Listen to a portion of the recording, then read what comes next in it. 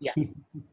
On behalf of Hyderabad branch of SARC of ICA, it's my pleasure to welcome CS Sailesh Baheti ji, who is a very regular speaker in our meetings and all, for the webinar on Company Fresh Settlement Scheme 2020 and LLP Settlement Scheme 2020.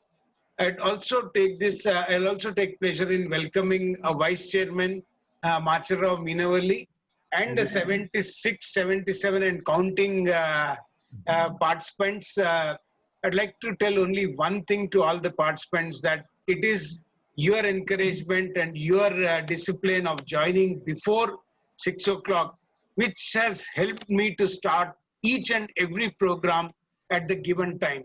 Thank you very much. Kindly keep up the tradition. And from our side, we continue to be with the promise that we are going to start the program at the given time sharp, even though if the speaker and me are only there. So thank you very much. Over to you, Machar. You can just give your thoughts and then introduce Sailesh ji so that he can start the program. Thank you. Thank you, Chairman. Good evening, all.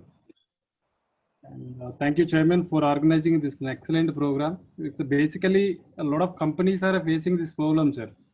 And from the long time, see, particularly companies, we have some times of penalty, for example, 5 times, 6 times, or 10 times.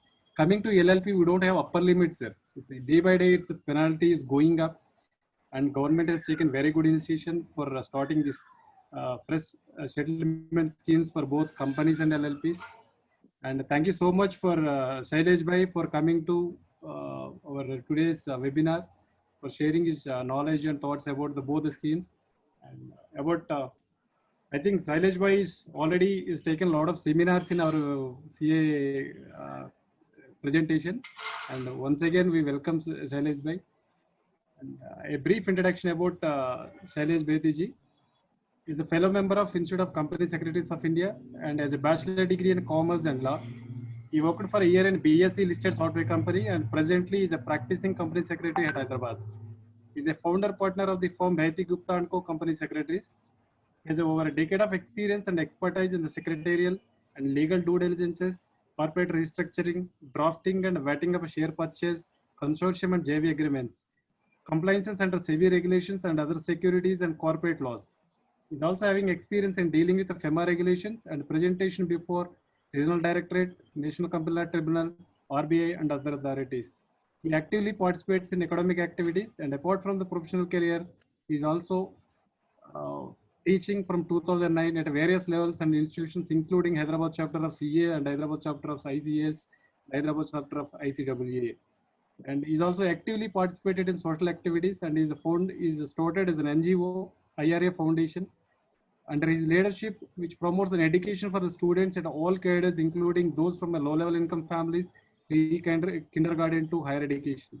With this brief introduction, I am presenting our today's speaker, Sailesh Baheti ji, the Company Secretary, to our august audience. Please, Sailesh ji. Yeah, thank you, Machar. Sailesh ji, already the century has been scored. Members have crossed 100, as you can see. And I request once again all the members to put questions in Q&A section only and not to put in chats, so that Sailesh Bhai can answer all the questions. Over to you, Sailesh Bhai. Only one thing, mine and Machar videos will be off because of the bandwidth. Okay, but I'm just sitting here. Anything I will come and tell you. Okay, over to you, sir. Thank you.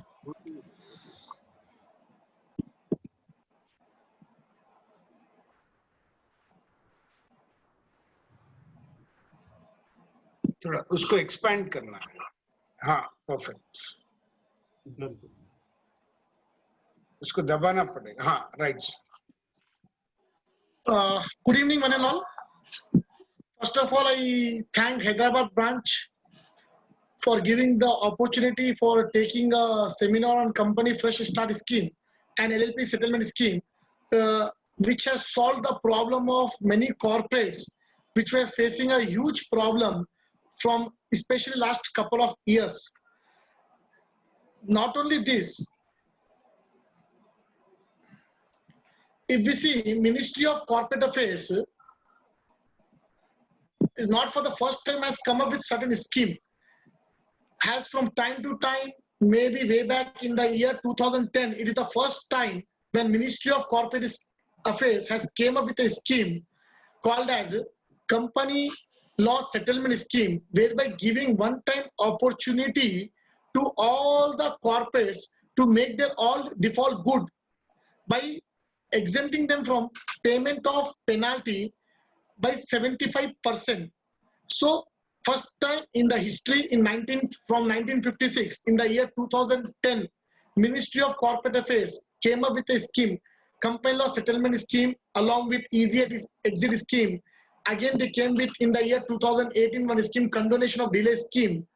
And presently they have came with Company Law Fresh Start Scheme, whereby all the corporates which are facing due to some other reason, if they are not in a position to make certain filings or certain status returns forms, so in order to make the default good, these schemes have been floated from time to time. So say initially, as I already informed, it was Company Law Settlement Scheme which was started in the year 2010, followed by Easy Exit Scheme, and then Fast Track Exit Mode was again for different company was floated by MCA in 2011, and then later on in the year 2018 they came with a scheme called as Condonation of Delay Scheme. So that means, but the present scheme which we are having a topic today, that is Company Fresh Start Scheme, is a landmark efforts made by the MCA since 1956, wherein 2017 was one of the landmark year in the history of corporates, especially with respect to Companies Act 2013 and erstwhile Companies Act 1956. This was the first time in the history that MCA on a single day has struck off more than 2 lakh companies in a single day, and which was subsequently action was taken in the year 2018 and 2019. So what has happened by that? Not only the companies were struck off, see again, if we see the companies which have been struck off more than 2 lakh companies, definitely we may say that at least say 1.5 lakh companies were non-operating companies which have no intention of carrying on a business. It was incorporated, but due to some or other reasons, they were not in a position to comply with the provisions of the law or do any business. But at least there were some 50 to 60,000 companies which were properly operating. They were carrying on businesses, they had operations, audit was done, income tax returns were filed, everything was done. But somehow they missed to file the returns with Register of Companies.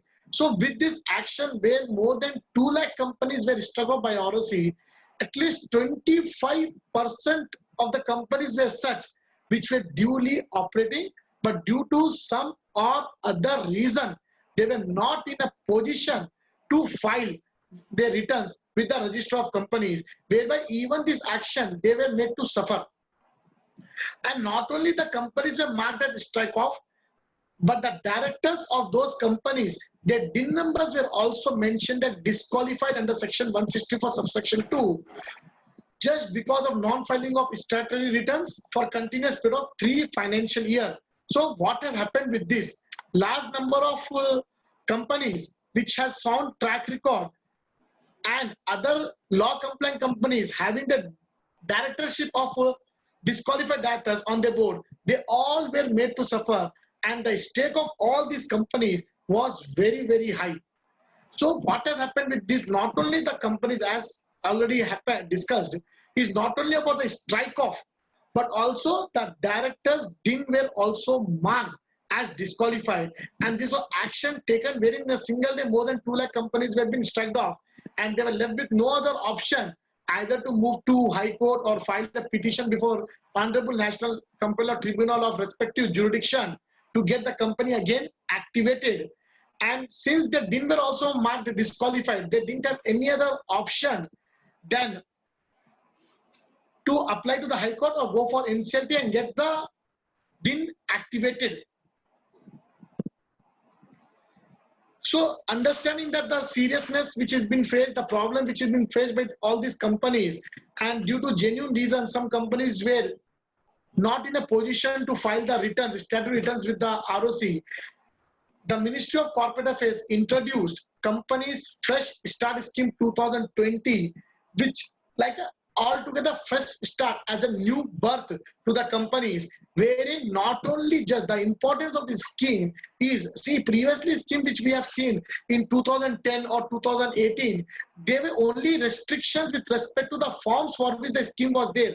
The beauty of this present scheme, Companies Fresh Start Scheme, bearing few forms which we are going to discuss, this scheme is applicable to all the forms except certain forms which we are going to see in the course of our presentation. So when compared to earlier schemes of MCA, this scheme is a landmark scheme because not only they are giving exemption in penalty or additional fees for annual filing, that is filing of AOC 4, that is what we file financial statement, and MGT 7 annual return, but all other forms, bearing few forms, have been exempted from making payment of additional fees.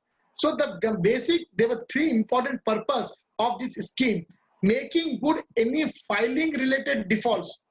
Filing related default is very, very important to understand. Filing of any form, it's not just restricted only to AOC 4 and MG 7. And the most important is irrespective of duration of default. So what they have done, the default may be for 5 years, the default may be for 7 years, 10 years, 15 years, irrespective of the duration. That is the crux of this particular scheme. So whether the form has been pending for 10 years or 15 years or 20 years, it is immaterial. If you are eligible to avail this scheme bearing few forms, irrespective of the duration for which the form has been pending, you have been given opportunity, the companies are given opportunity to make the default good and make a fresh start as a fully compliant entity. It is like a new birth to the companies where all the past, whatever has happened, whatever default they have done, without even payment of additional rupee of 1 rupee or penalty of 1 rupee, the company is now in a position to file all pending returns and start as a fully compliant company. And simultaneously, there are certain companies, they have been defaulting filing of forms for last say 3 to 4 years, but there are no operations. So what this scheme has given an opportunity, you complete your filings. Simultaneously, what you do once you complete your filings, you again obtain a status of dormant company. See, ROC, if we understand section 248 of the Companies Act, ROC has also got a power to strike off a company even in those cases where the company is regular in filing, but there are no operations. I again repeat, if we see the importance of section 248, which deals with strike off, subsection 1 of 248 is giving power to ROC not only to strike off a company which has defaulted in filing of statutory returns for 2 years, but also there is a scenarios where the company is duly filing all his return, all his annual returns, balance sheet are up to date, but company is not carrying out any operations. In that scenario also, ROC has got a power to strike off. So this scheme is especially making a provision saying that in case your company, such companies were started for certain purpose, but due to some reasons, the company couldn't commence its operations, you can complete your all filings, pending returns without payment of additional fees. But once you complete all the filings, what you can do, you can obtain the status of dormant company so that after a couple of years, again ROC doesn't come and take an action against you for strike off, stating that you're not carrying off operations for more than 2 years. So this is giving you a chance to update all filings irrespective of the duration, make a fresh start, and also to obtain the status of dormant simultaneously so that tomorrow no action will be taken against the company. So as we already discussed, there are basic 5 purposes for which this scheme is being floated with effect from 1st April 2020. It is providing relief to law-abiding companies. Yes, due to some reason they were not able to file the returns. the penalties has been increased drastically. So hence it is providing relief to all those companies who want to be in compliance, but due to some reason they were not in a position to file the returns. It is providing so many companies against which action was already taken by the ROC and orders were passed against them. So as we understand that once any order is been passed by any adjudicating authority, we have a legal right to appeal. But since when this scheme was being floated, whole world was facing the problem of pandemic COVID-19. So this scheme also want to give, generally there's a time limit of filing appeals, say 30 days or 45 days under different law.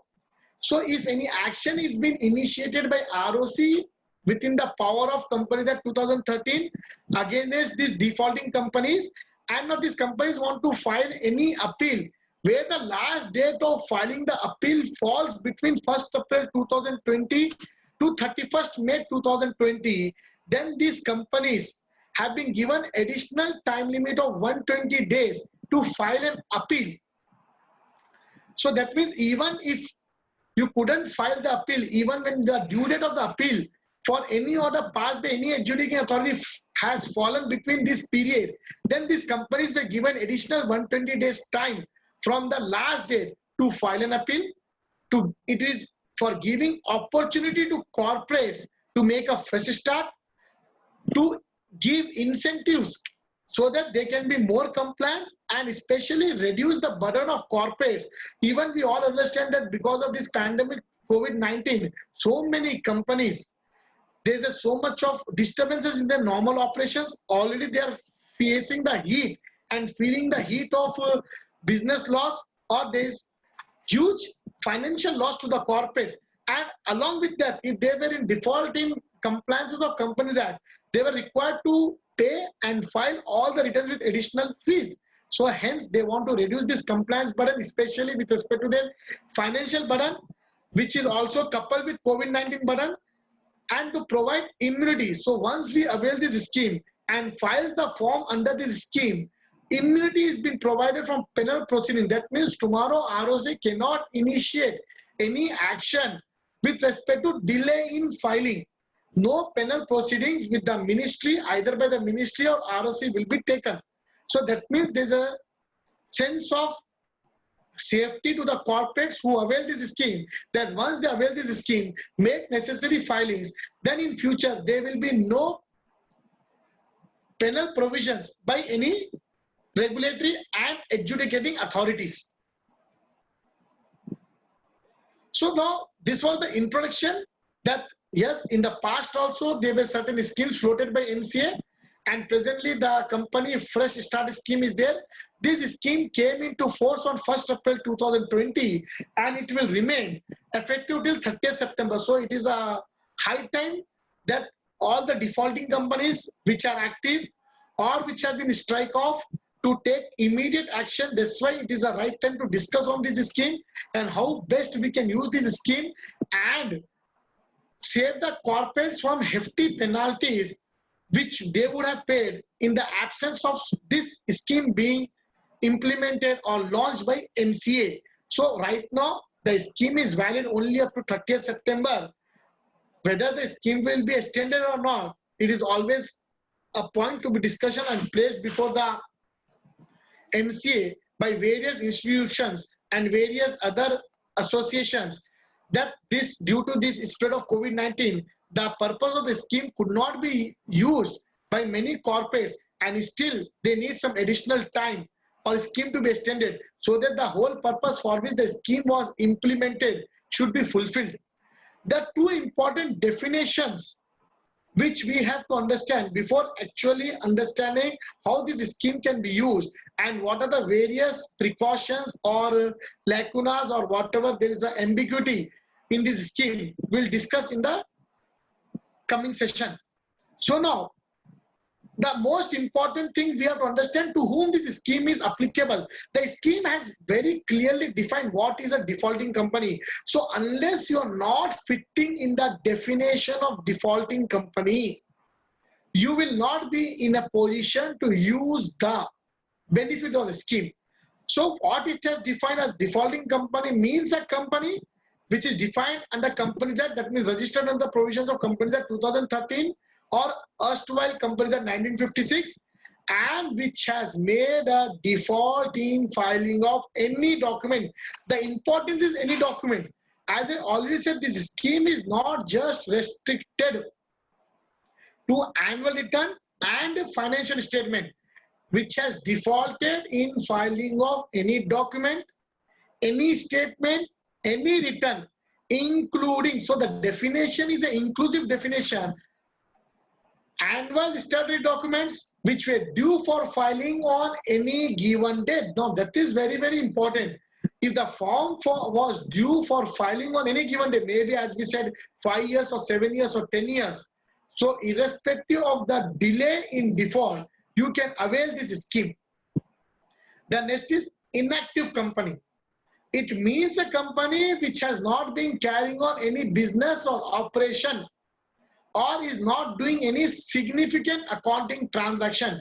See, the definition of significant accounting transaction is being given under section 445 of the Companies Act.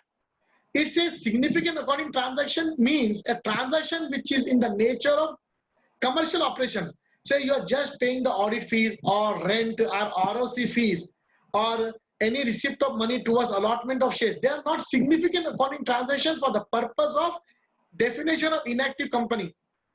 So any transaction which is in a nature of business operation is a significant accounting transaction. So section 445 clearly says payment of rent, receipt of money for allotment of shares, payment of statutory audit fees, payment of ROC fees. So these transactions are not significant accounting transactions. So if there is no significant accounting transaction in the last 2 years, then, or you have not filed your annual returns for last 2 years, then your company is an inactive company. And once your company is an inactive company, you yourself can approach to the ROC for obtaining the status of dormant, or under section 248, the ROC has a power to mark your company as strike off. So always there is a myth. People in general, we professionals also understand that if my company is regular in filing returns with income tax, even though nil return, regular in filing returns with ROC, ROC doesn't have a power to strike off my company. No. Section 248 subsection 1 is very clear. ROC is well within its power to even strike off a company which is an inactive company. So inactive company as defined under section 445. So if any particular company is not carrying on any operations, any significant accounting transactions in the last 2 years, then even though it is filing its returns regularly, even though income tax returns have been filed regularly, ROC have a power to strike off such company. So the only option left with such companies is to obtain the status of dormant under section 445 of the Companies Act. So here we have to understand two important definitions: a defaulting company and inactive company. So any defaulting company is permitted to file belated returns which were due for filing on any given date. This is what we have already discussed. And to this defaulting company, this provision is been applicable. This scheme, company fresh start scheme, is been applicable. Now we have to understand the forms which can be filed under company fresh start scheme. The first important forms are AOC 4 and MGT 7. As we know, these are the statutory forms, whether the company is carrying out any operations or not, whether anything happening or not. AOC for filing of financial statements. It is mandatory to file every year within 30 days of the AGM. Even if the AGM is not held within 30 days of due date of AGM, you have to file form AOC for with the ROC. MGT 7 is annual return, which is to be filed within 60 days from the date of AGM or due date of AGM. So if these two forms, which are statutory forms to be filed every year, could not be filed for any given case for any particular year or any number of years, by using this scheme, we can file this AOC for MGT 7. As you all are aware that two important forms or requirements were introduced by Ministry of Corporate Affairs. One was INC 22A, we call it as active form, geotagging form. So wherein every company was, this was a one-time form, geotagging form introduced in the year 2019, wherein every company has to file this form. This is a one-time form. along with the photographs of the building where the register office is situated, together with the photographs of the directors with the name board clearly showing the name both in vernacular language as well as in the English language, along with the SIN number and address. And once you did not file this INC 22A form, the penalty of this non-filing of the form was 10,000 rupees, and the company was also marked as active non-compliant on MCA portal, wherein once your company is marked as active non-compliant, the company was not in a position to file is in certain forms like PS3 allotment forms and other forms like SDKs form, SS7 forms and etc. So INC 22A, once you default in filing of form INC 22A, then in that scenario, your company was marked as inactive and you were restricted from filing certain forms, especially allotment forms and other forms. And now, in the absence of this scheme, if you want to file this form, the penalty is 10,000 rupees. So this scheme gives, even covers INC 22A form. KYC, as we understand that every year KYC is also been introduced. KYC is for every person who is holding a DIM. Again, there is a myth that KYC form has to be filed only for those persons who are director in some company. No, the concept of KYC, again, it is the yearly compliances, unlike INC 22A, which is a one-time compliance. When we see INC 22 and KYC, INC 22 is a responsibility of the company. It is a one-time form. Whereas KYC is to be done by an individual person, irrespective of the person is active director or not. Once he is holding a DIN number, this KYC has to be done mandatorily. And it is a yearly compliance. It is not a one-time compliance. And what is the most painful thing in this KYC is that the penalty is very huge. So for example, if you're required to file the KYC, you have defaulted in filing KYC for year 2019, and the company has 5 directors in the company, and company missed to comply with the KYC, the penalty is 5,000 rupees per director, per DIN number. So if it is a 5 directors, in the scenario, the penalty is 25,000 rupees of the company, which is very, very hard for a small purpose, which is a yearly compliance introduced by MCA. So now under this CFSS scheme, even the KYC form, which is the personal responsibility of the DIN holder, they can also avail this scheme, and without payment of even 1 rupee, this scheme can be availed not only for 22A but also for KYC, apart from normal other forms, return of allotment, PS3, ADT1, appointment of auditors, DIR12 for any changes in directors, MGD14 for certain decisions taken by the board of directors, any special resolutions, etc., which you have not filed, certain important resolutions, certain important agreements as per section 117 of the Companies Act are required to be filed with ROC. If somehow you have missed to file those forms, MGD 14, certain important resolutions agreement, even for those forms also this scheme can be availed. So these are the major forms. Apart from this, any other form which is required to be filed with ROC and where there is a default in filing within the due time, this scheme can be availed. But we have to understand that this scheme cannot be availed for this 4 or 5 categories of form. That the most important is SH7, increase in authorized share capital. That means my capital in the books was increased in the year 2017 from 1 crore to 2 crore. So normal fees for increasing capital by 1 crore will be say around 90,000 rupees. And for 2 years of default, there will be penalty of 40,000 rupees. So this scheme doesn't give any exemption in penalty, where the form to be filed is form SS7, that is increase in authorized share capital. There is no exemption if any form, any company has defaulted in filing form SS7, then there is no exemption as such. And you have to not only pay the original fees, but proper penalty has to be paid. The next is CHG1, any charge creation, charge modification, CHG4, charge satisfaction, CHG8, condonation of delay in charge. If you have not filed the charge creation within the prescribed time limit, you have to apply to the central government. CHG9, that is creation of charge when you are issuing secured debentures.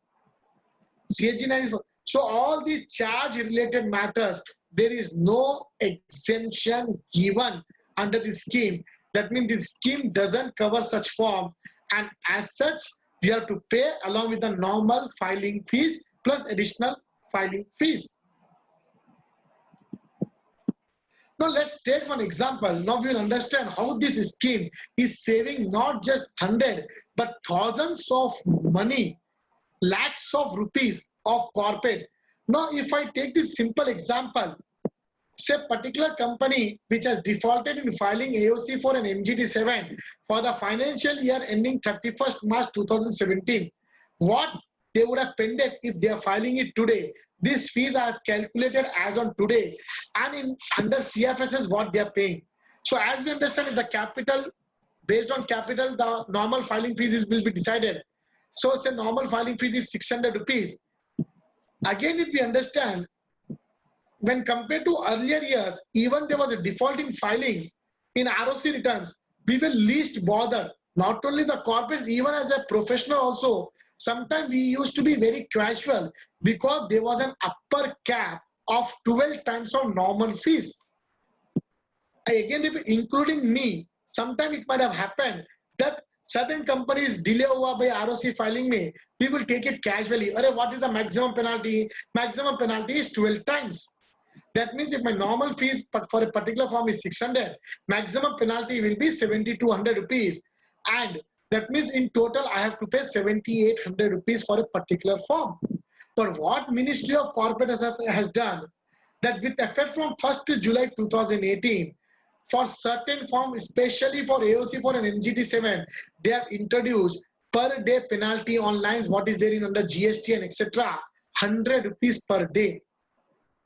So if I have defaulted in filing AOC for an MGT7 for 31st March 2017, my normal fee would have been 600. 12 times till 30th June will be 7,200 plus additional fee of rupees 100 per day with effect from 1st July till date, 762 days. That means 76,200. Altogether, only for single form AOC4, I would be paying today 84,000 rupees in the absence of the scheme.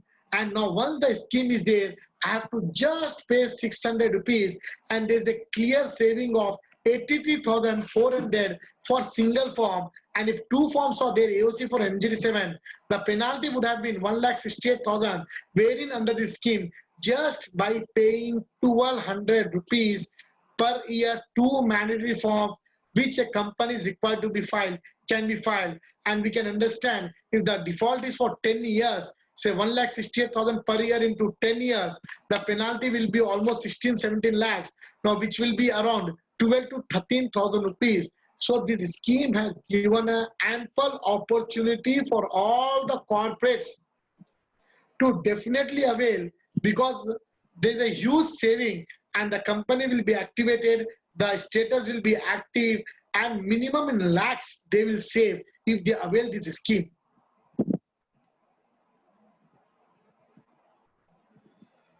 The next important, now we have seen that this scheme is available for defaulting companies. So this scheme the scheme clearly says for certain categories of companies, this scheme is not available. The one such category is vanishing company. If we see, nowhere the term vanishing company has been defined in the Companies Act, but there were certain definitions given by SEBI, etc., and certain committees. And ROC, based on this definition, has marked certain companies as vanishing companies. A company would be deemed to be vanishing company if it is found to file its returns with ROC or with the stock exchange for a period of 2 years, and the registered office is not available with the ROC and stock exchange, and generally the company is a listed company and directors are not traceable. In those scenarios, certain companies are marked as vanishing companies, and once a company is in the list of vanishing companies, then the scheme, CFSS scheme, Company Fresh Start scheme, cannot be availed by such company. Now here comes the most important aspect of the scheme.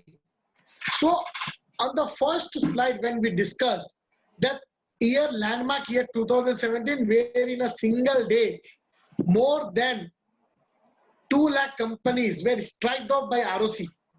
So can these companies avail this scheme? If ROC has already taken an action, already notice has been issued for strike off, even though the strike off might have not had happened, still the ROC status is active. But if the action is already started by any authority for strike off, or already the company is strike off, this scheme cannot be availed as it is. It is very, very important to understand that if ROC has already initiated action, whether the action is completed or not, or already the ROC has struck off the company, in these two scenarios, the scheme cannot be used as it is. The only remedy is to go and make the default good and apply to Honorable National Company Law Tribunal, get the order of activation, get the company activated, then you become a defaulting company as per the scheme, and then the scheme can be availed. Unless the Honorable NCLT doesn't passes the order of activation and ROC doesn't restore the company and changes the status to active, this scheme cannot be availed. That means simply the status of the company on MCA portal shall be active only in the scenario the scheme can be availed by a defaulting company. Company which has already filed STK2 with ROC, yes. If you have already filed STK2, that means you have already applied for strike off voluntarily. STK2 is one when the company is applying for voluntarily strike off with ROC. You cannot say, no, I don't want to stop with strike off. ROC has not yet approved the strike off. You cannot avail it because already action has been taken by the company to strike off. Companies which have already been amalgamated, companies which have already filed an application for obtaining dormant status, already have taken the decision to apply the status of dormant. In that scenario, you are not required, you cannot avail this scheme. So strike off companies, dormant companies cannot avail this scheme. To avail this scheme, you should be defaulting company and active company on ROC portal, and ROC has not yet taken any action against you. So as we already discussed, the benefits are 3. Condonation of all additional fee. All. See, here I want to emphasize the original scheme BC, which was 2010 Company Law Settlement Scheme. The penalty exemption was 75% of additional fee. There was not 100% additional fee waiver. And at that time, the penalty was also maximum, say, 12 times of normal fees. So 70 to 100 was the additional fee. Of that, 75% was waived. But here in this present scheme, entire additional fee is being waived. Not even single rupee is being asked to be paid by the corporate as additional fee. Not only that, they are giving you immunity also from prosecution and immunity that no further action will be taken against the company for delay in filing once you avail this scheme and file the pending return. Yes, once this scheme is been availed, then this defaulting company will get immunity from prosecution and proceedings to the extent such proceedings or prosecution for imposing penalty is there for delay in filing. I want to emphasize on this point very much. See, the prosecution and proceedings which can be imposed, the immunity is given only with respect to delay in filing. A classical example is given in the scheme itself with respect to filing of PAS3, return of allotment. So as you already know that presently under Companies Act, the return of allotment has to be filed within 15 days of allotment of shares, and unless you don't file return of allotment, you cannot use the funds. Now, understanding that, the most important thing we have to understand. So companies say, for example, has failed to file PS3. First question, whether this scheme is available for PS3. Yes, it is available. Company has not filed within 15 days. Can it file today? It might very much file today. In normal scenario, if we would have filed today, the penalty would have been 7,800 or whatever it may be. So no need to pay penalty. You can file with just normal fees of 600 rupees. But say for example, company has not filed the returns. At the same time, company has used the funds before filing the return. Now there are two violations here in this scenario. One is non-filing of form PS3. Another violation is using the funds before filing the return. So here what immunity is getting, you can file the PS3 right now, which was originally required to be filed within 15 days without payment of additional fees, for which you will get immunity, no prosecution, no proceedings. But there is another violation that you have used the fund without filing that will very well sustain, and you will be required. ROC has very much power to take legal action and adjudicate the matter for violation of utilization of funds before filing the form. Here immunity is only with respect to delay, which is associated with the filing of belated documents.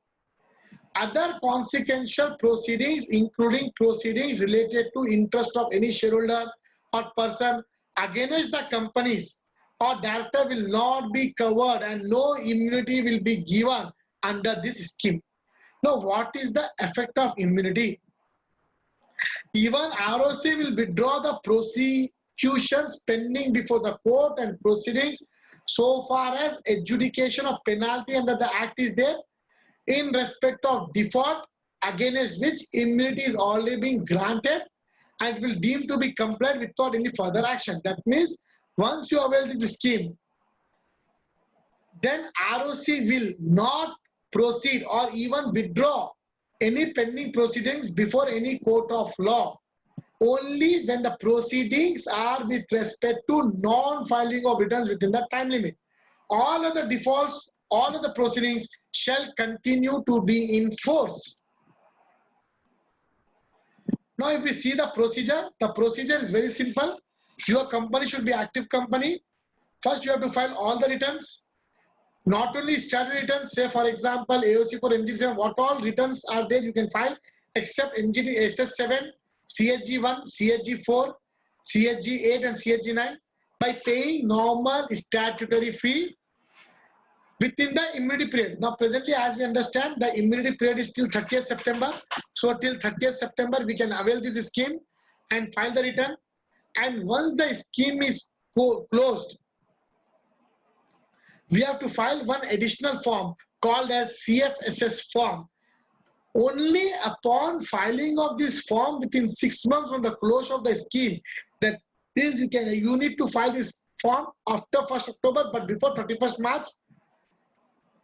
Then only there is an immunity. ROC will issue a certificate grant of immunity in respect of all the forms for which you have availed this scheme, and in respect of those default in future, there will be no action taken by any designated authorities, any adjudicating authorities, unless you don't file this form. See, so many times in the past when the scheme was there, CODS, or in 2010 company law settlement scheme, at that time also there was an immunity form to be filed once the scheme has been availed.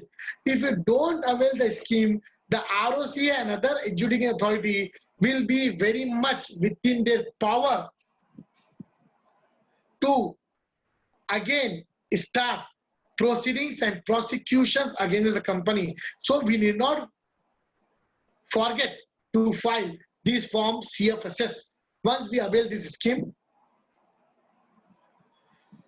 Inactive companies also can simultaneously, that means avail the scheme and also simultaneously make a form MSC1 at normal fees, file with ROC, obtain the status of dormant. What will happen, as I already discussed, if you don't obtain the status of dormant, again the ROC will have a power to strike off the company after 2 years if you're not carrying out any significant accounting transaction. So definitely till 2020 or 19, you'll use the scheme, get the company activated. Again in couple of years, if you don't do any commercial transaction, there is no significant accounting transactions, what will happen? again the ROC will have a power to strike off the company. So this scheme is asking the inactive companies to not only avail the scheme, in case you are not seeing that any operations will be done in the coming time, you can also obtain the status of dormant, or you can apply directly for strike off of the name by filing form STK2 with the ROC. As discussed, not only that, after filing all the pending returns, we need to file form CFSS 2020. It is a self-declaration form.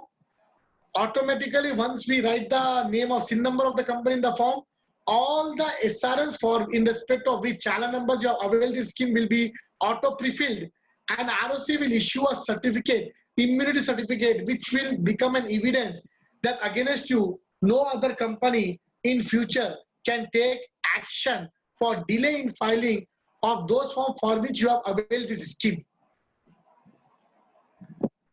So there are certain running FAQs on this scheme. We have already, can the benefit be taken by an active non-compliant company of filing a form INC 22A? Very much.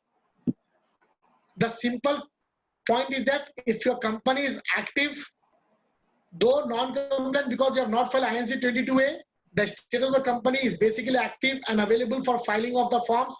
You can avail this scheme not only for filing of all other forms, but also 22A, where you can save 10,000 rupees by filing before 30th September. Can the benefit of the scheme be taken by a company which has been strike off? So as we understood that only active company against which the ROC has not yet taken the action or not yet started the proceedings can avail this scheme. So what happened to all those companies which have been striked off already in 2017, 18 and 19? The only remedy available to such companies is to immediately apply to Honorable National Company Law Tribunal and get the order of activation, get the company activated, file the copy of order with ROC, get the company status changed to active and avail the scheme. So hardly we are left with 28 days. If we have not yet started the action, the company is already struck off, and still the company has not yet taken the action to get it activated, file the petition with NCLT. We need to take immediate action, apply to the NCLT, get the status activated, and then avail the scheme. If your activation happens after 30th September, and if the company is activated by the ROC after 30th September based on the order of NCLT, in those scenarios, if scheme is not extended, then you will be required to file all the pending returns with normal fees plus additional fees. If you don't file, it will be contempt of the order of NCLT. So we need to start immediate action if a particular company wishes to avail this scheme. Can an active company file directly form STK2 without filing all these pending returns? See, there was recent amendment under section 248 with respect to voluntarily strike off, which says that company should compulsorily file returns for all those years for which it was carrying out operations. So there are so many companies which come to me with a clarification asking me, sir, my company has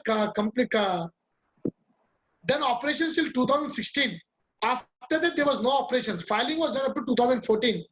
So if we go with the plain reading of section 248, company filed till 2014, operation done till 2016, filing not done thereafter also. In the scenario, you need to compulsorily file returns for at least 15 and 16, and thereupon you can directly file for strike off without filing for 17, 18, 19 by directly going under the route of section 248.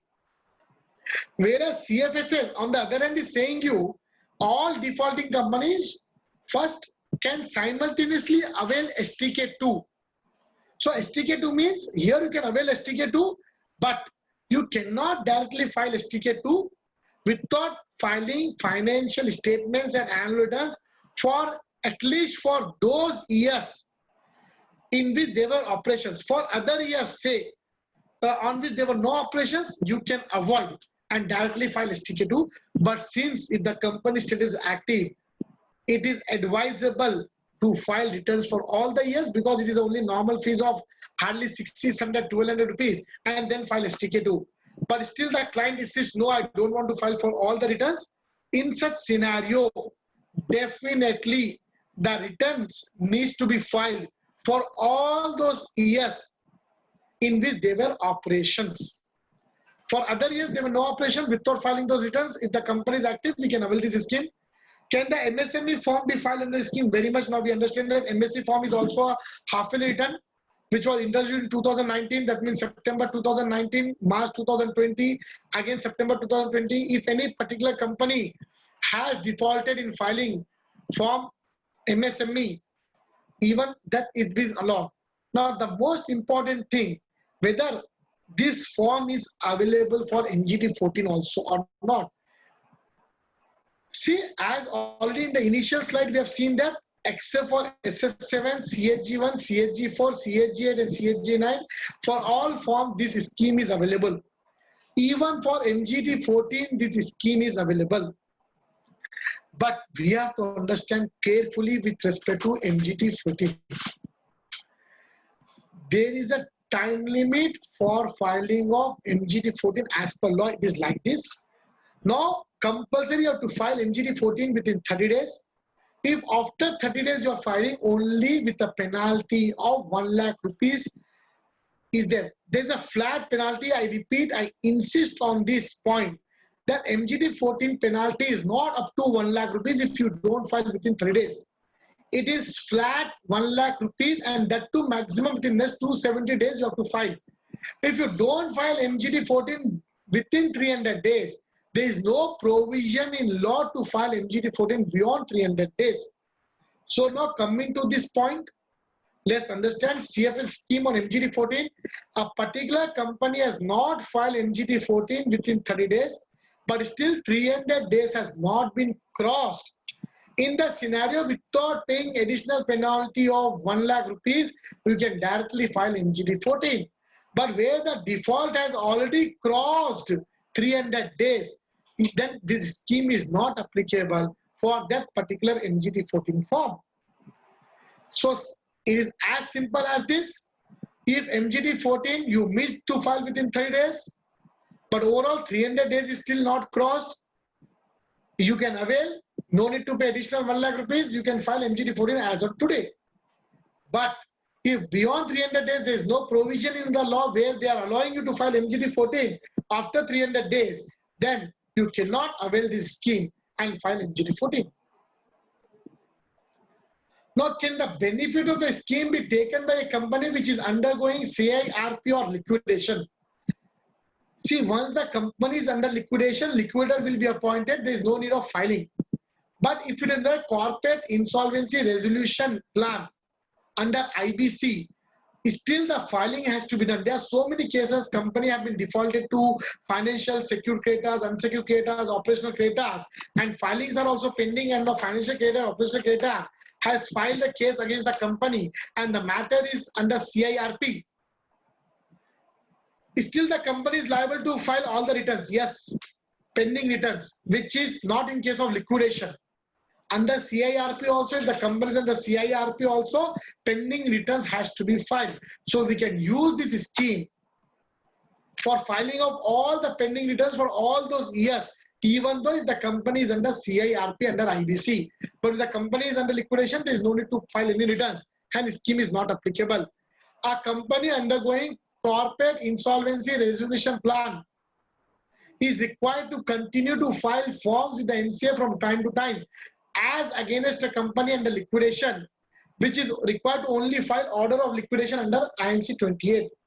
Generally, company which is undergoing CIRP may have defaults in respect of filing of forms.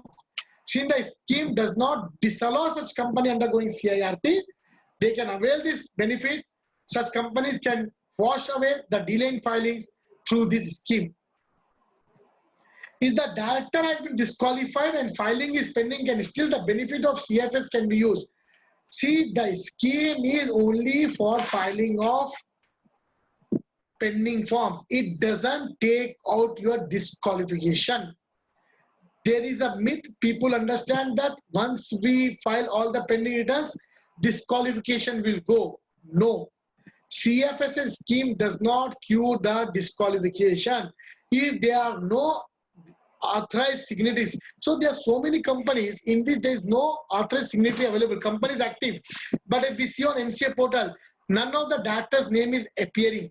So you can go to ROC and make a request and to regional director, and from back end they will appoint one director, and with using his digital signature you can appoint one more director and file all the returns. But we need to very much understand, even though the company is active, there is no signatory details, we can avail this scheme. From back end, the director can be appointed. But filing all the returns doesn't cure disqualification. Disqualification is different. The scheme is only providing exemption from payment of additional fees. It does not cure disqualification. Very much wherever in the audit reports, etc., or in our sectoral audit report of such companies, we need to very much comment that data is still continue to be disqualified.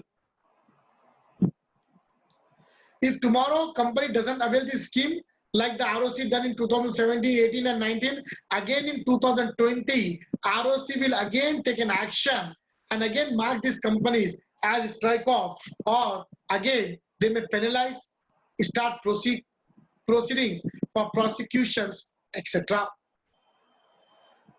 So since the scheme is available, it is advised to use this scheme in the best interest of the corporates. Otherwise, as in every year in the September, ROC generally issues new notices of a strike off companies, take the action of strike off. So this time they may not take in the month of September because the scheme is there till September. But definitely in October, all the companies which has not availed this scheme, very much there is a possibility that they will take the action and strike off all such companies, apart from launching prosecutions, etc. What if the prosecution has been launched against any delayed or non-filing of the form? If already prosecution has been launched, benefit can be claimed only when the order is being complied, or you have already filed an appeal and you have withdrawn the appeal. That means pending litigation, pending proceedings, already ROC has initiated action. Already notice of strike off has already been given. In such scenario, the scheme cannot be availed. In order to avail the scheme, the company should be active and no prosecution has been initiated. If prosecution has been initiated in such scenario, we need to first comply with the order of the prosecution, or if we have gone for appeal, withdraw the appeal and then avail the scheme. The company has made some mistakes in filing annual statement or any other form. Will CFSS also grant immunity to cure such mistake? See, this is for non-filing of the forms. Already some earlier form filed, there was error in the mistake. Okay, on current date you can file one more form with a correct version, but that doesn't mean that automatically the mistake is being made good. There is no provision in the scheme whereby they are giving the benefit of rectifying the mistakes. It is only a benefit to file the pending returns, not to file the revised returns. The AGM not held, again it is CFS is of no help. It is only AGM held, form could not be filed. See, again we have to understand that the form AOC for an MGT7 has to be filed irrespective whether AGM is held or not. The section 137 clearly says, and section 92 clearly says, within 30 days or within 60 days of AGM or due date of AGM. That means its law clearly makes a provision that in any circumstances, company is not in a position to hold the AGM. In that scenario, the company needs to file AOC 4 and MGT 7 within due date of AGM, which is 6 months from the end of the financial year, say 30th September. In such scenario, even though an AGM could not be held by 30th September, you need to file form AOC 4 and MGT 7. So this was a brief on company fresh start scheme, and now we will also look after LLP settlement scheme before going into question and answer section. You want to finish LLP and come back to questions, because there are about 6 questions which are already there. Sir, if you want, we can take up the questions first, sir. No issues on CFSS, because that is the most important scheme. Because Yeah. LLP scheme is a minor scheme and not much will be having problem with LLPs. Right. So we can take a first question answer with respect to company fresh Yeah, start scheme, sir. that would be able. See, if the first question, if the status is active in ROC portal and DPT 3, BN1, BN2 are to be filed, do we get the benefit of this scheme? Very much DPD3 ben and can be availed, sir. 100% DPD3 can be filed without payment of additional fees. Yeah. There is no restriction on DPD3 and ben forms. Next question is from Mr. Pankaj Agarwal. Company has been given strike-off notice. Directors have been disqualified. Strike-off notice is given in the year 2014. When will be the director get qualification to be appointed as director? So not related. If we read section 167 and section 164 of the Companies Act, it says if a particular company in which you are a director, the company has defaulted for a continuous period of 3 financial years, then next 5 years they are disqualified.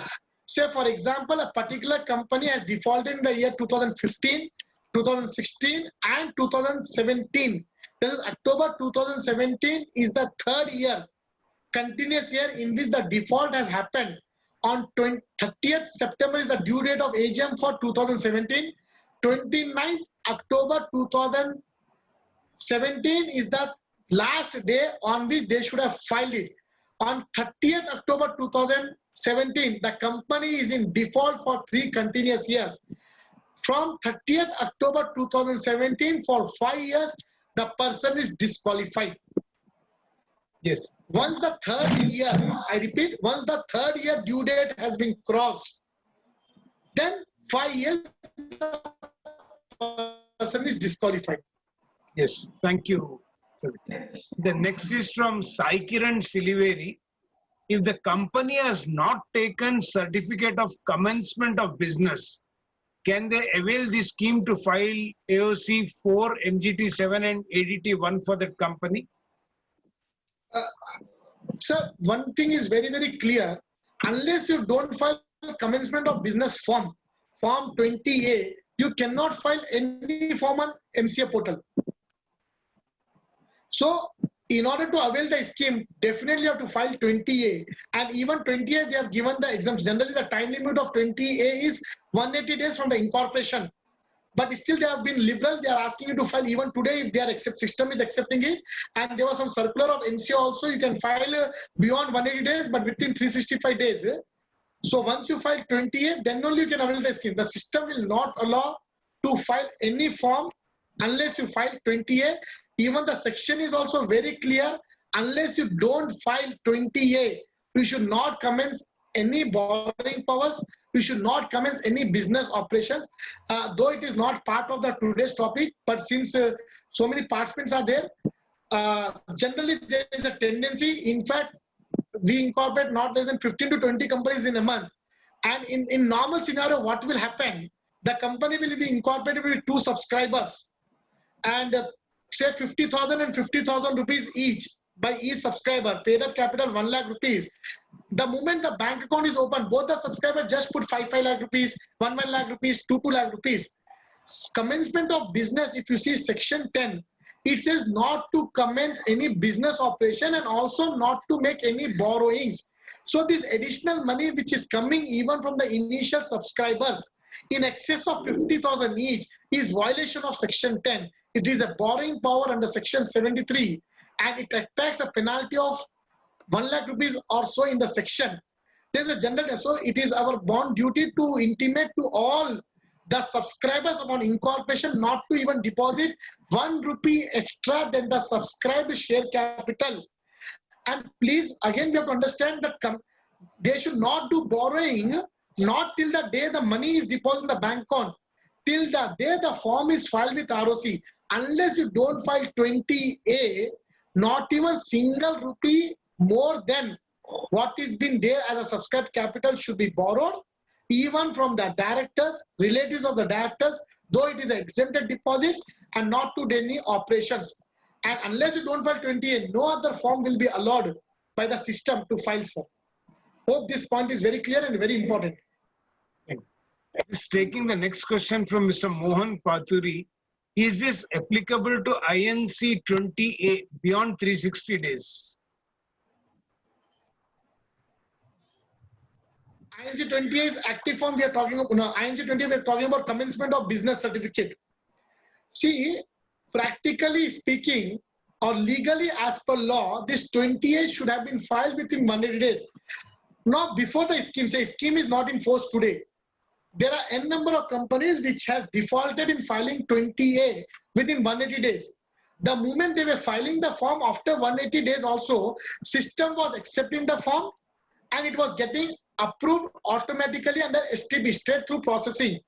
ROC very much reserves the right to take an action under section 10 where the penalty is 1 lakh rupees. So when the scheme was not in force, even beyond 180 days, the system was allowing. Today, beyond 360 days, system will allow you to file 20A, but still you carry a risk that tomorrow ROC may, under the power given under section 10, issue a notice. System is accepting, you may get it approved because it is an automatic approval. STP form is there, and thereupon you can file all the forms. But tomorrow ROC may exercise power and issue a notice for violation of section 10. There are many questions connected with that earlier, but I'll just take this question from Kolluru Satyaprasad, which is interesting. Sir, my client is required to file INC 20A for company incorporated in January 2019. No bank account is open till date. For filing the form, bank account is required, which again requires INC 20A. Now, what should be done? No, as far as I understand, I think for opening of bank account, 20A is not required. Opening of bank account requires your incorporation forms. 20A is for opening of bank account. So for opening of bank account, they only ask incorporation forms. So once the bank account is open, both the subscribers can put the money, and later on they can file 20A. No bank is asking 20A form because bank also understands 20A can be filed only after opening the bank account and deposit of subscription money. Bank will definitely not ask 20A. And here, subject, because you all are experts in audit and taxation and income tax matter, as such, there is no strict bar under Companies Act on acceptance of initial subscription money in cash. And there is no more requirement under Companies Act to have minimum paid up capital of 1 lakh for private limited company and 5 lakh for public limited company. Today, you can also incorporate company for 10,000, 5,000 as paid up capital. I have incorporated a private limited company with 2 rupees as paid up capital, each subscriber with 1 rupee each. In that scenario, when we file 20A, they ask you acknowledgement of receipt of initial subscription money. So company is subject to the provisions of Income Tax Act. And also you can see the Companies Act, even a acknowledgement or receipt given by the company that they have received the initial subscription money in cash, subject to Income Tax Act. So even with bank account, in extreme cases, in a few instances where it is getting very difficult to open a bank account, based on provisions of other laws, income tax law, we may take a chance of filing 20A. Yeah, it seems HDFC is asking 20A. I don't think so, sir, because if they may be asking a form 22 if they might have not filed for registered office. 20A commencement of business, definitely they should have not they should have not asked it. Before moving to LLP, I'll just take Anjurani as one question which is on LLP, so we'll take it after LLP presentation. But one question I'll take it from Srinivas Kumar RS Channa. I'm very happy that a lot of young members are coming and they are asking questions. Though Srinivas is not that young, but still I'll call him. Okay, Srinivas Kumar, private limited company, incorporated in 2018 and filed annual returns for 2018-19. And during 19-20, there are no transactions except drawings for expenses, whether they can file STK2 without filing annual returns as they have not made any business operations. So in order to avail the STK2, the condition under section 248 is that there should be no operation for last 2 financial years. So since they have already done the operations in 18-19, so 19-20 and 20-21, 2 financial years, there should be no operations, and then only they can file STK2. As in one particular point where I was discussing, 248 clearly says that financial statements and annual return to be filed for all those years for which they were operations.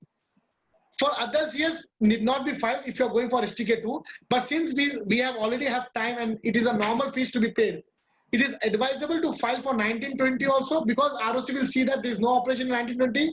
20-21 also no operations, because unless you don't have operations for 2 continuous years, you cannot go for voluntarily strike off. If you file strike off today, ROC will see that 18-19 they were operations, they will reject the application. 2 years should elapse of non-operating. So anyway, you have to wait for 20-21. So better to make it compliance for 19-20. Yes. Thank you, Salish Bhai. I think we'll better go for this LLP settlement scheme also, and then we can start taking it. Machar, is it fine? Shailesh, Yeah, please. yeah, can you come again about ADT 1 and ADT 3? Because most of our members are facing the problem with ADT 3. See, there's a lot of companies, members are forgetting to file about ADT 3. Can you throw some light about on this? Sir, what exactly the problem is that I think there were some circulars or some WhatsApps circulating that preoccupation if we are writing it. You mean that particular point, sir, to be addressed? Yes, sir. Yes, sir. Regarding Sir, this being at Hyderabad ROC, and most of the members are basically from Hyderabad. As far as I understand, none of the companies, especially which are having registered office in Hyderabad, ROC Telangana, has issued such notices asking justification with respect to preoccupation. One such message was circulating that how you have taken the appointment for 5 years. At that time you were having time, and now you are saying that because of preoccupation I am not resigning it. Yes, See, yes. one good thing is that previously it was for 1 year, and immediately when original appointment under 1956 used to be for 1 year, but under company that it is for 5 years. Definitely, if 3 years has happened, the situation may change. And if you are resigning for balance 2 years, you have still gone. But immediately, if appointment was made for 5 years, on day 1 you are on the first year itself you are saying preoccupation. Sometimes it may be problematic, but none of the cases in Hyderabad ROC, I have spoken to so many of my fellow company secretaries also. None of our clients nor they have received any such observations or restrictions from ROC. If the company is satisfied, auditor is satisfied, Hyderabad ROC has not put any such notice. Those who have filed. Sir, one more thing, Shailesh. ADT 3 comes under the scheme or not? Can we do make good of ADT 3, because non-filing of ADT 3 is also having some penalty? So AD3 is basically the personal responsibility of the statutory auditors. Like KYC is the responsibility of the individual DIN holder. ADT 3 is the responsibility of the statutory auditor to intimate to the ROC that he is resigned or he is not going to continue as auditor. As such, there is no bar, sir. ADT 3, if we file, it is falling within the scheme because it is not in the restricted clauses of the forms. Thank you, sir. Chairman, sir, you can move to the next one. Yeah, I think you can start with the LLP settlement scheme, and then we will come back to questions. Thank you. Sure, sir. Thank you, sir.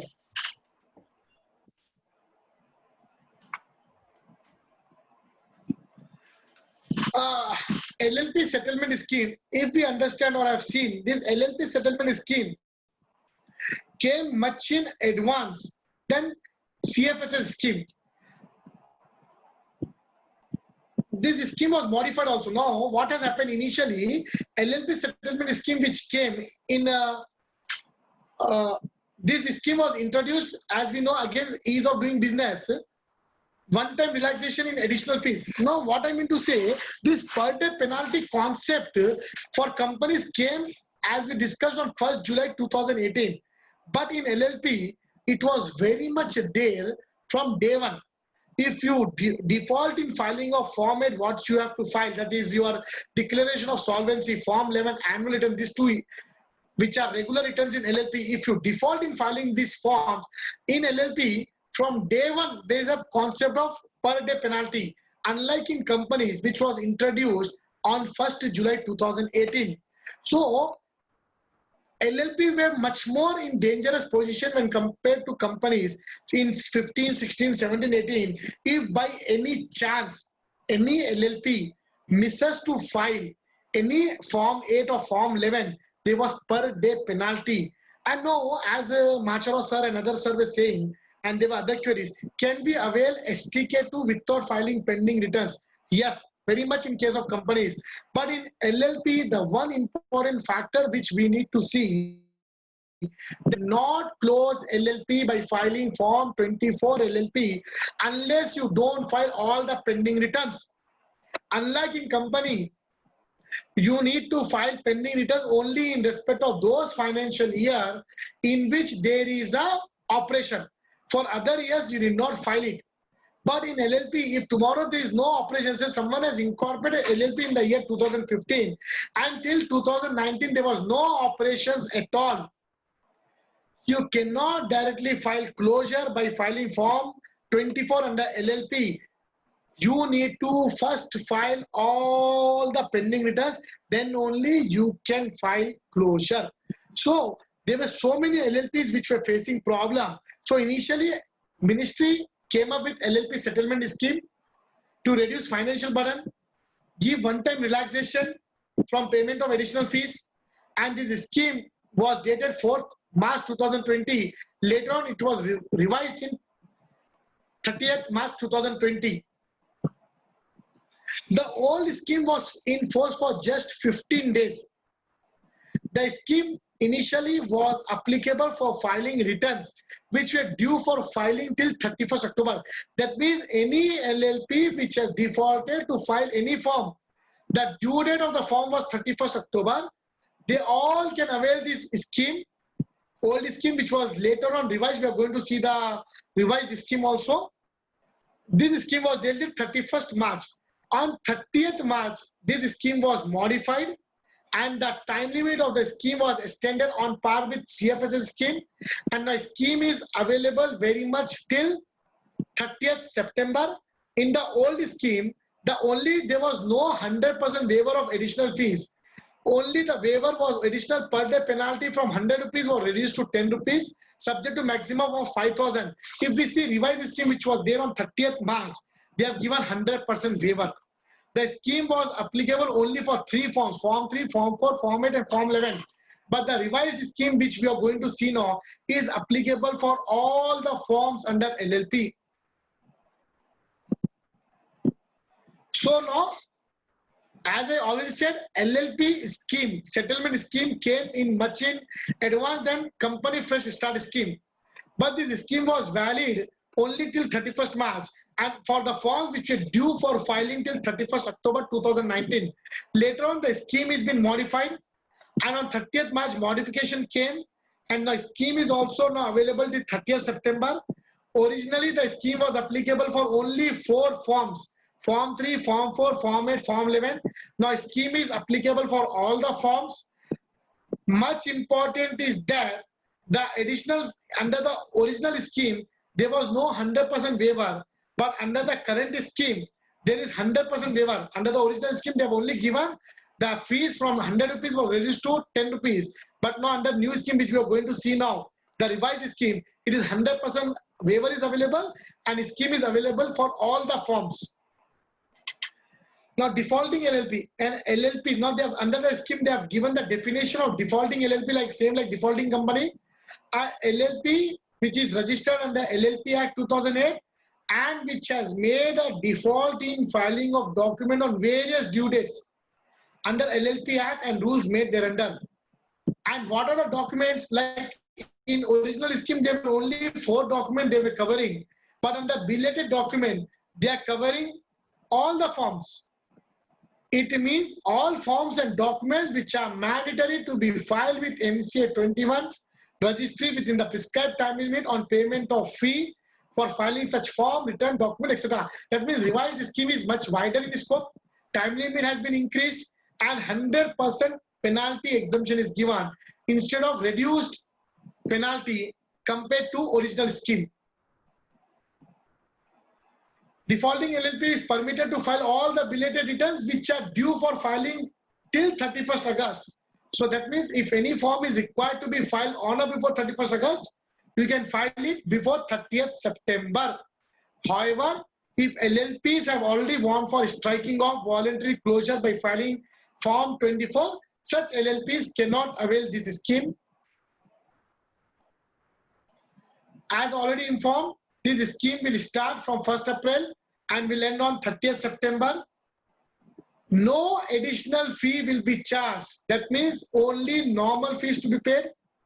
It's not same as we have seen in the company. If you see the saving here, LLP defaulted in filing of Form 8 for the March 31st year. If LLP proposes to file it now, normal fee will be 50 rupees, additional fee at 100 rupees for 1035 days will be 1,03,500. So almost we are paying 1,05,000 rupees in normal scenario in the absence of the scheme.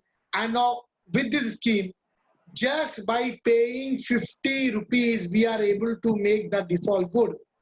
So it's a huge opportunity for all the LLPs which are in default in filing of any form.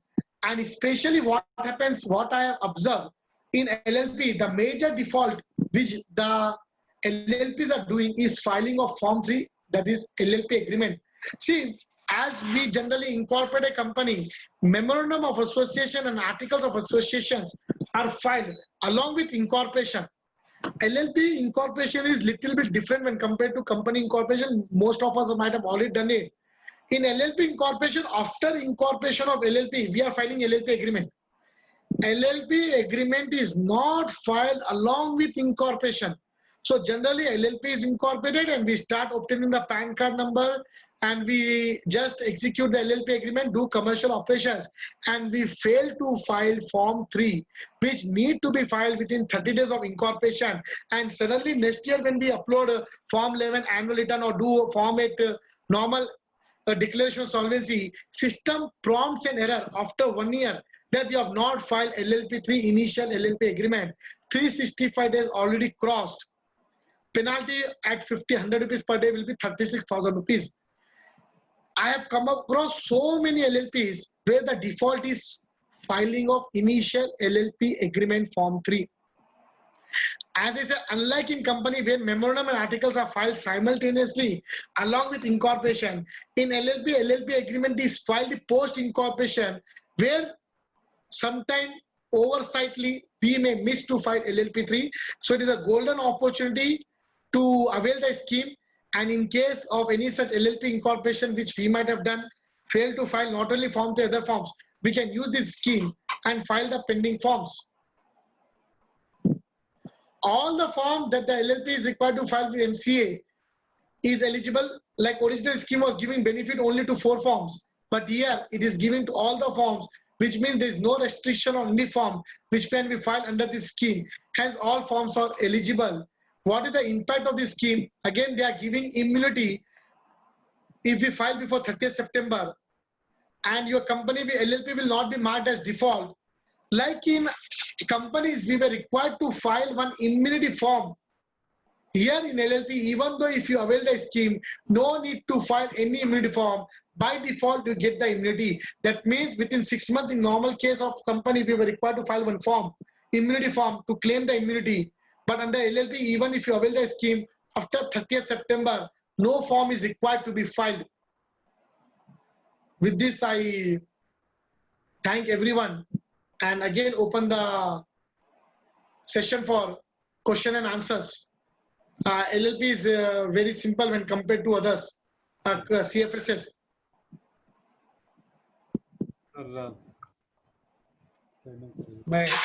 We'll start with the balance questions. Yes, sir. Yeah.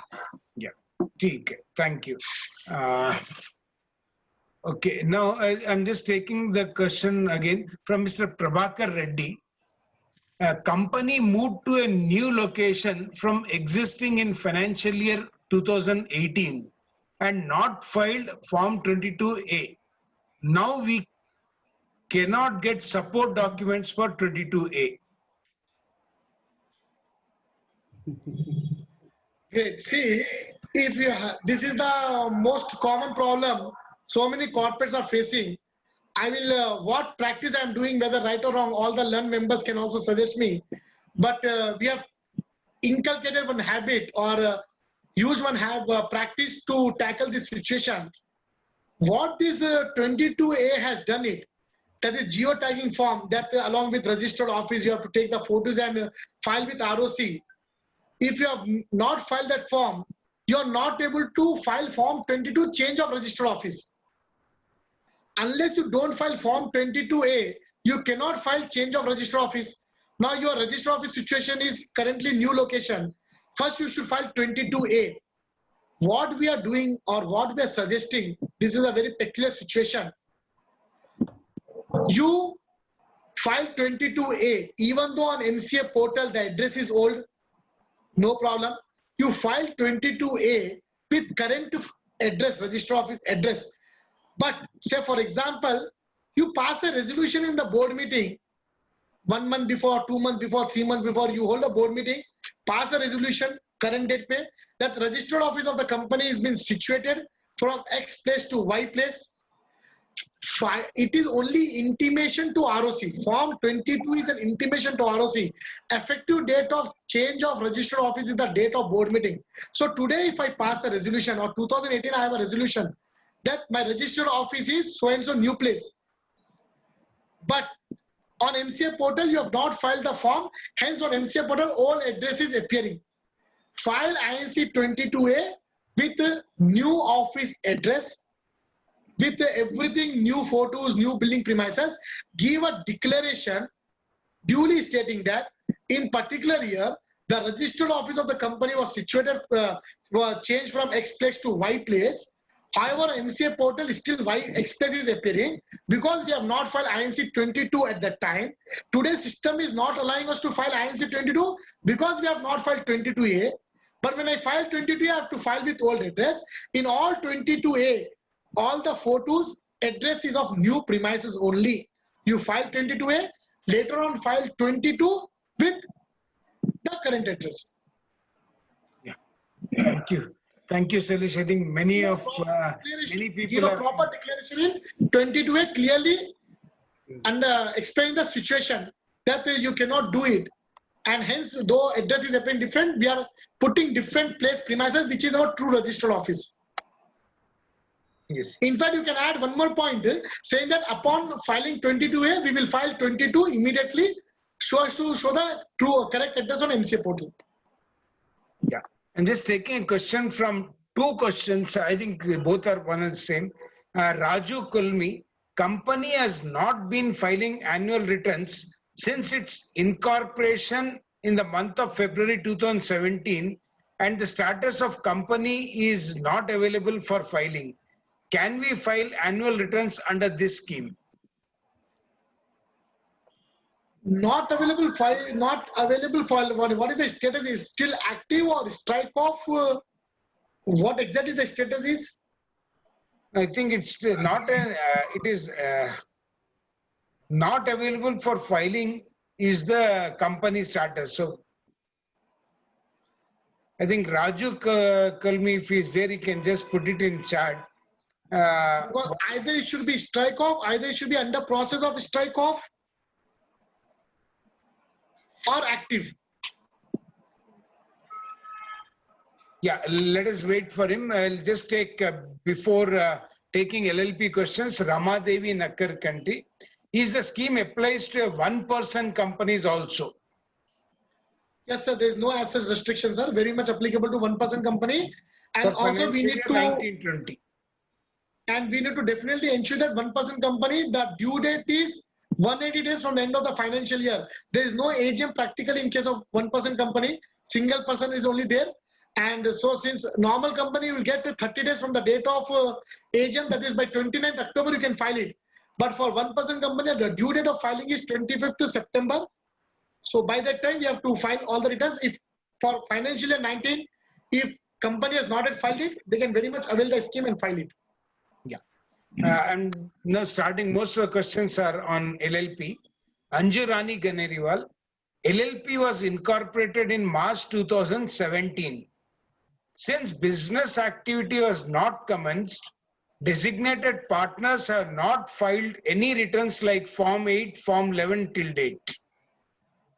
Will this have any impact on disqualification of other partners to become directors or partners in other companies, LLP?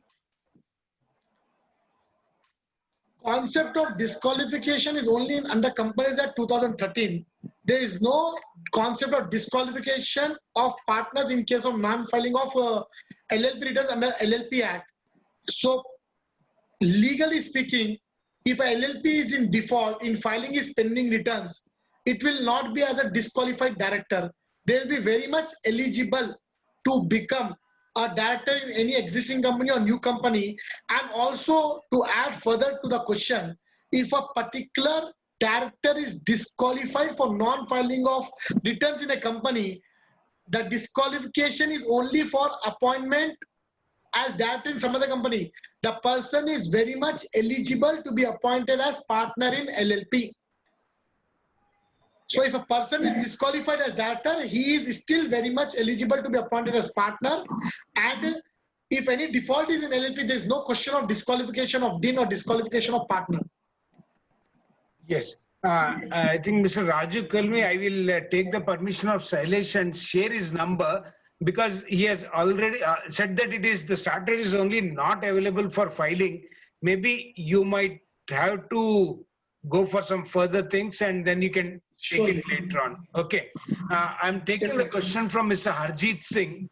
LLP was incorporated in July 19, but LLP agreement was not filed. If it can be filed, agreement stamping may be done in the current date only. Also, the capital contribution was not done till date. What about annual filing for the year ending 31/3/2020? Is it to be nil? There are two important things. One is agreement can be executed today. See, stamp paper can be taken today. That is a violation of Indian Stamp Act. It has nothing. See, agreement as per in stamp duty of 500 rupees, what we are paying on LLP agreement or partnership agreement is the requirement of Indian Stamp Act. Whereas LLP Act says that you should have an agreement. So what we can do, we can have very much an agreement within 30 days of incorporation. You pay stamp duty today with penalty under Indian Stamp Act. That has nothing to be a violation of LLP Act or Partnership Act. File it. ROC will definitely put a query stating that stamp paper is today's dated. Yes, at that time we have not paid stamp duty. ROC cannot reject the form if we give a genuine clarification. That is a violation of Indian Stamp Act. Necessary additional stamp duty, whatever is in the Stamp Act, we are going to pay. That is one part of the question. That agreement can be very much executed on a plain paper also. Today you get it franking done of 500 rupees. Because what we have missed is a payment of stamp duty, which can be paid today. That is a violation of Indian Stamp Act, not to do with the LLP Act. Now, contribution has not come in today. LLP, like in Companies Act, there is a they are saying that unless you don't get the initial subscription money, you should not commence any operations. You should file first 28, commencement of business. Under LLP Act, there is no as such provision.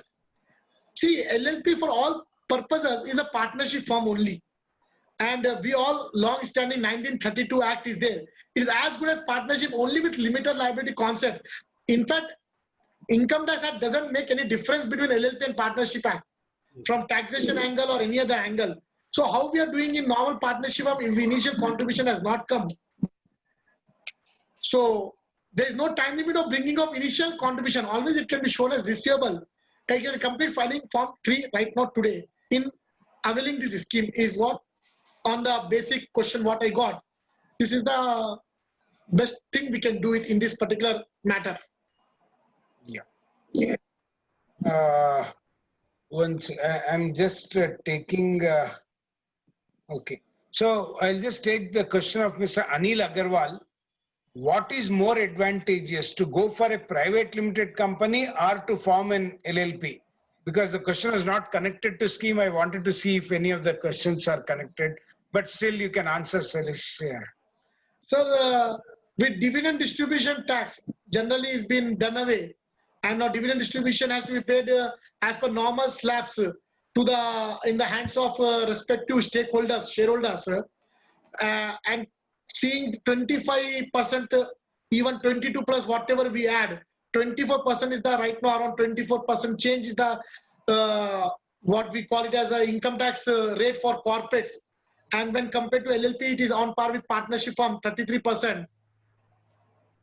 We have been seeing that there's a huge trend even during the lockdown. If you see, all over India, 20,000 companies were incorporated during the lockdown, pure private limited companies. BJP government or present government, instead of naming as BJP government, present government definitely wants more corporates to come into picture than traditional partnership firms and etc. And even seeing the taxation structure, and with taking away of dividend distribution tax, and 24% is a very, very attractive rate for corporates with no dividend distribution tax. And if it is a manufacturing company, 15% is the present tax rate.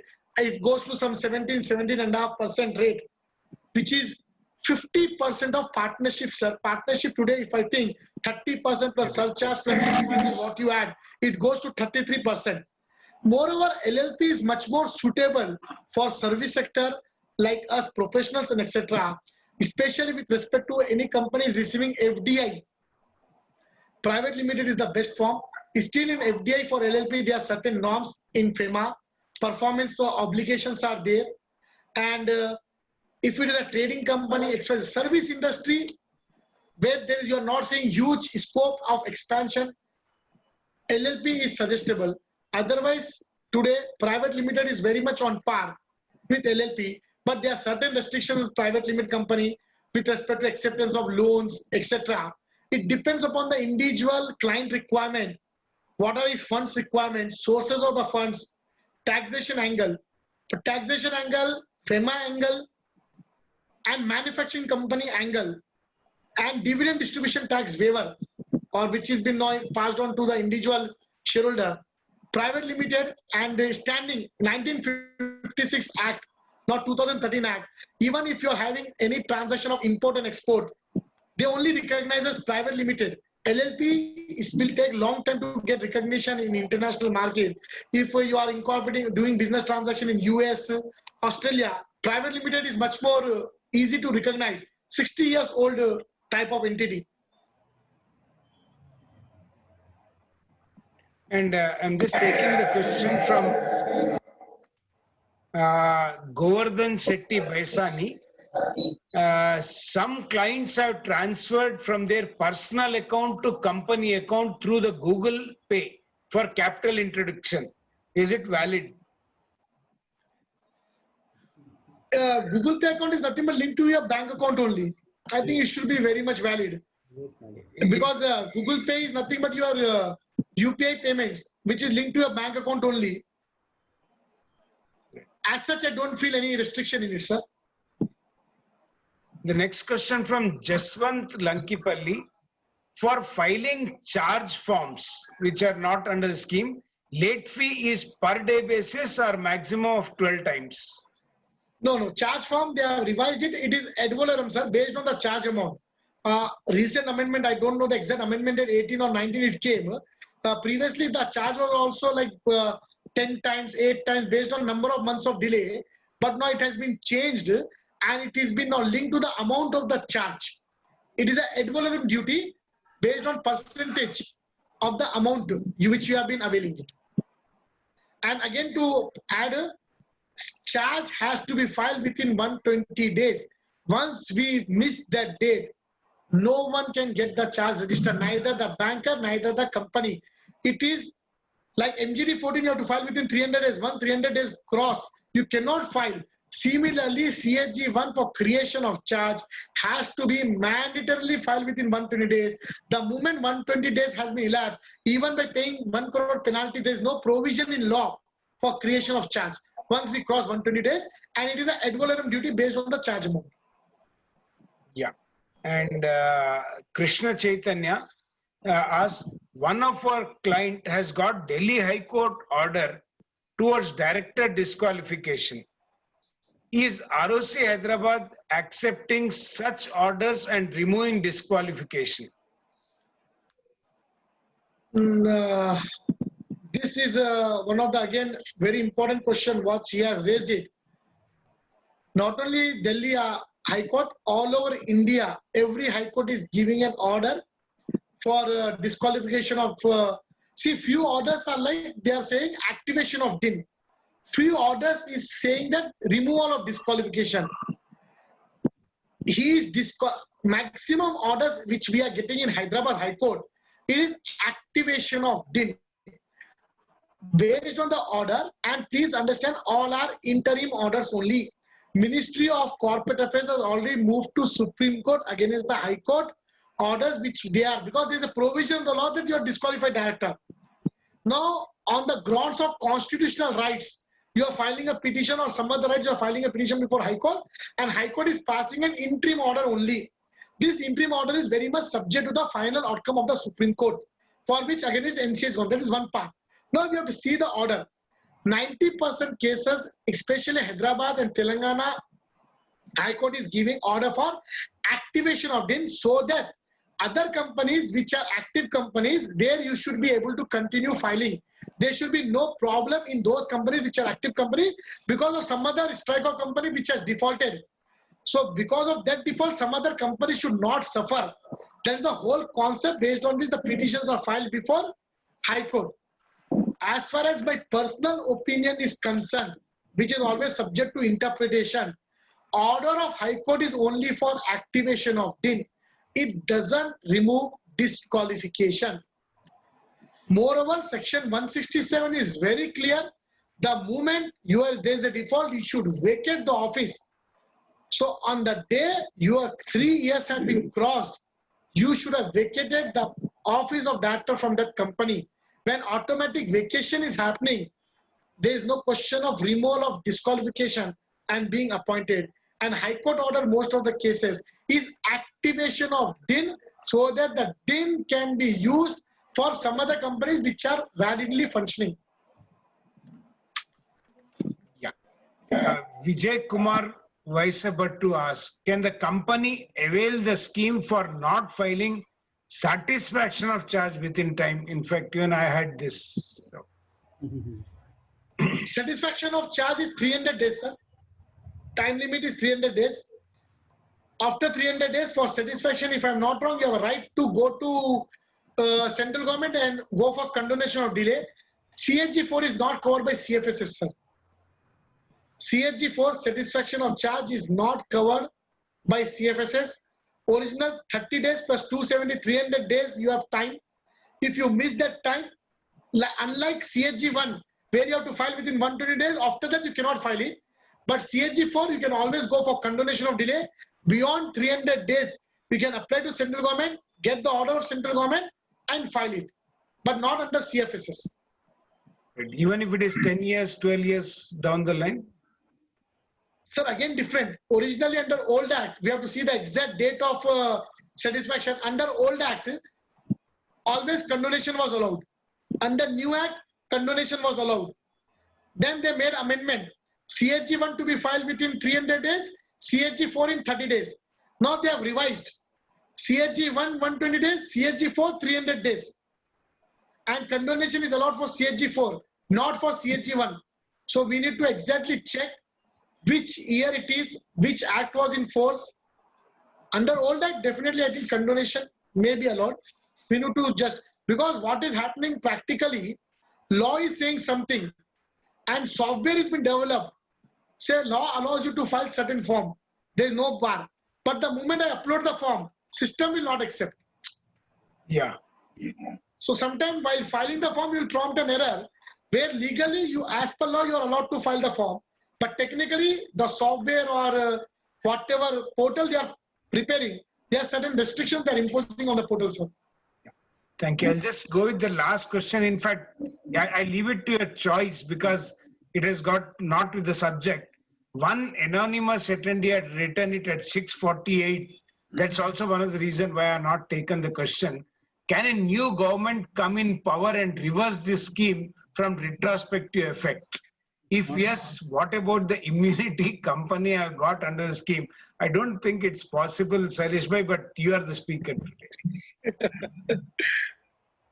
No, already scheme has been available. People are already using the scheme.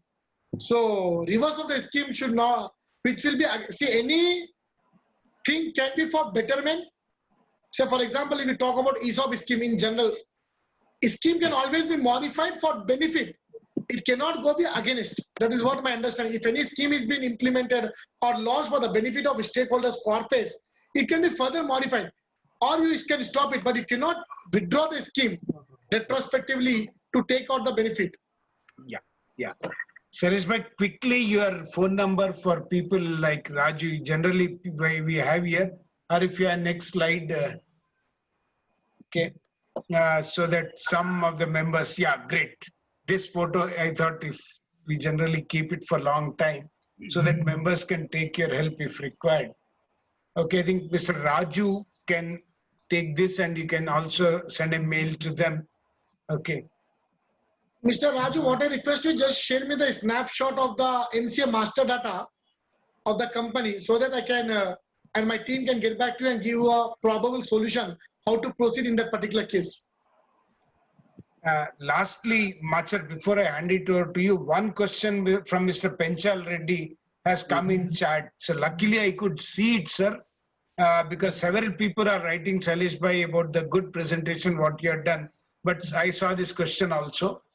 His initial total contribution, example 50,000, should bring to bank account mandatorily and spent, or can be handled in cash also in case of LLC or in case of company? Company is very clear, sir. It should come into the bank account. Because section 10 is very clear. Acknowledgement should come basically that you have received the money, either in cash. How you will, if say it is in cash, acknowledgement by the company, then they are spending it. It is, otherwise it should be through a bank only. How you will get the acknowledgement? Acknowledgement is with respect to bank account only. Evidence of receipt of money has to be proved.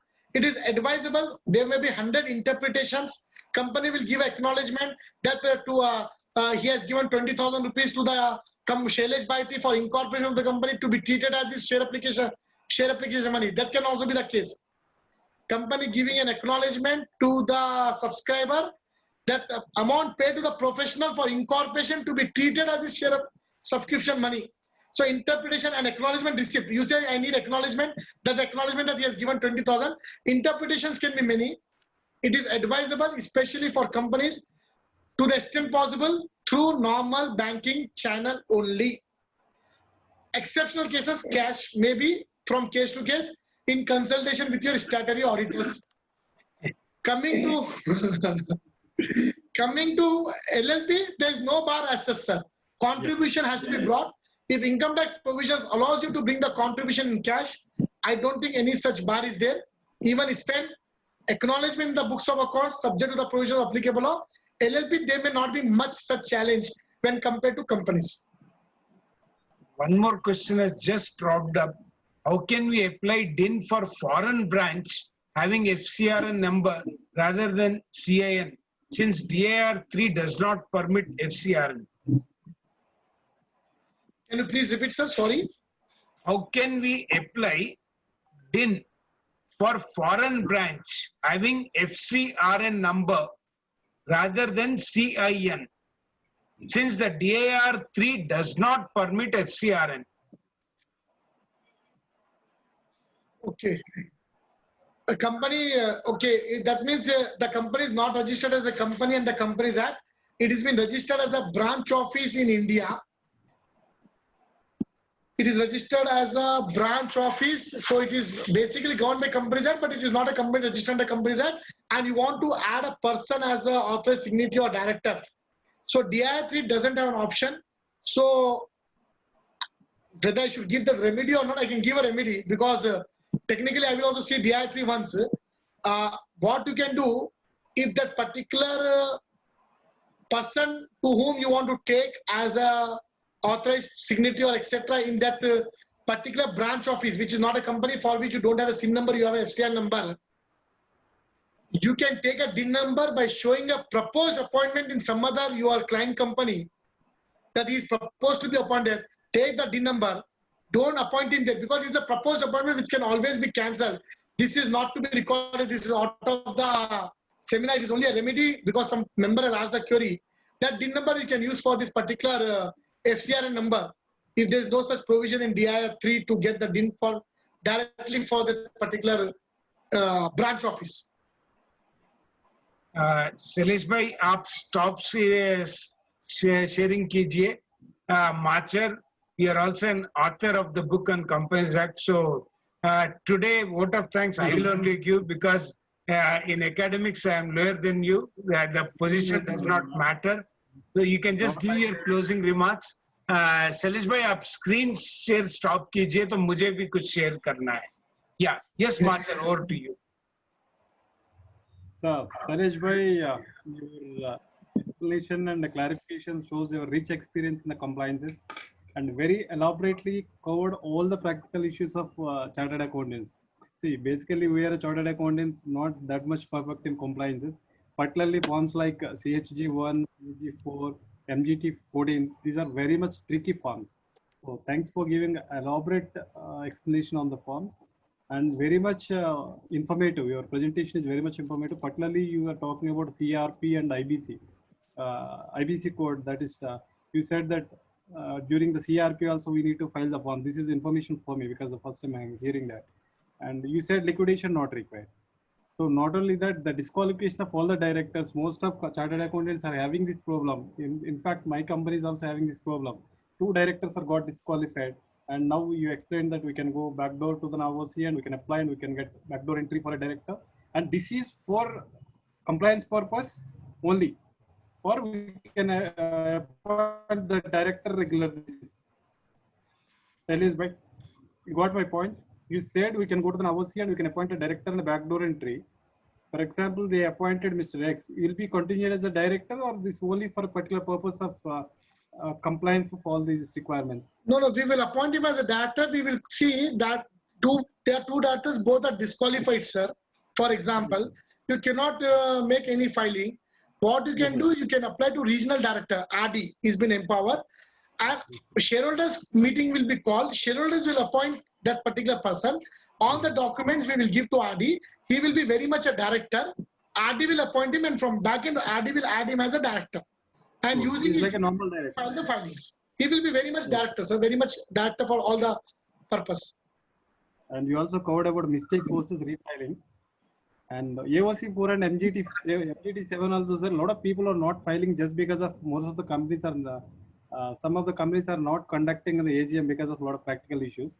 And most of professionals are thinking that AOC 4 or MGT7 only can be filed if the AGM has been conducted. But this is also a very good point you've given us. And we have to file even though you not conducted. So thank you so much. And it's really the fantastic and the practical oriented clarifications from your end. And thanks for joining us. And thank you so much. And we'll reach you for further presentations and further sessions. Thanks for coming, sir. Thanks a lot. Yeah, one second, Shailesh bhai. One is if you can see my screen, we have a small thank you note, Shailesh bhai. One thing, Machar, as I said, I wanted to really thank Shailesh bhai for, see, the presentation was very clear and unambiguous. Yes. Unlike the act, your presentation was very clear. Okay, that's one thing. And most of the things, you're very practical. That's what I feel. People, there are 2 types of speakers we get. One who is sitting in the chambers and solving the major issues. So when we generally get a person, we get issues at the higher end only. But the way you have tackled, it's very clear that you are also working, you have the Compliance. You are aware of the problems at the ground level, and very beautifully you are touched, which is definitely a great thing for many of the young members who are joining our programs and all. So thank you very much, Sailesh Bhai, for being with us and sharing your thoughts. Thank you very much, Machar Rao Minavalli. You are Vice Chairman, and I'm sure next year you'll be doing a lot of wonderful programs, much better than me.